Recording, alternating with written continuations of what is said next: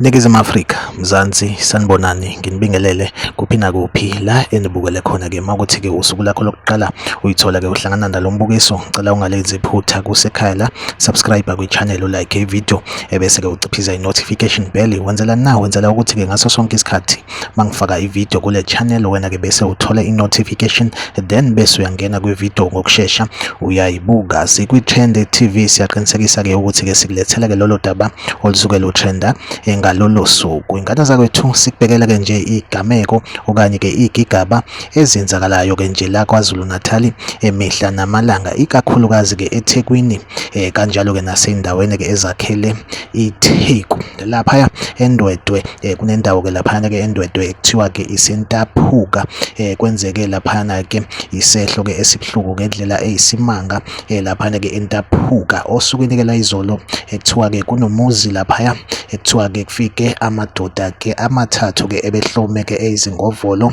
komunye umuzi-ke ezobamba-ke inkunzi ekuthiwa-ke afike laphana-ke kukhona obhuti bakhona-ke ababili, nathi uma befuna lezi zinto kusho ukuthi-ke babe nakho ukwala, then-ke badutshulwa bafa kanjalo. Laba besilisa-ke baneminyaka ewu-26 kanjalo-ke no-29 impela-ke bashiywe beshonile. Sekhona-ke lapho-ke endaweni-ke yaseNtaphuka ekuthiwa-ke futhi-ke kunesikole-ke laphaya ekuthiwa-ke isesisebenzile secondary school 200 meters away nalapho-ke kudutshulwe khona-ke abalisa bandawonye. Kuthiwa-ke laphana-ke i-security lakhona kufike nje amadoda amahlanu nakhona-ke ebehlome eyizingovolo. Kuthiwa-ke i-security balibophela negate laphana-ke egeyithini, baliphuca neselula salo njengoba sibona-ke isithombe, then-ke base bezama-ke ukugqekeza, bangena-ke e-staff room bathatha-ke amakhompyutha oma-projector njalo njalo. Kodwa-ke kuthiwa-ke ama-projector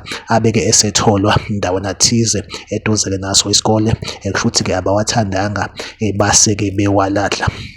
Like ivideo, subscribe kwi-channel. Mina nawe ngizohlezi ngikhona kule channel kulethela-ke indaba etrendayo usuku nosuku la kwi-Trend TV. Okwamanje ake ngithi-ke nje sihlangabezane kwivideo elandelayo.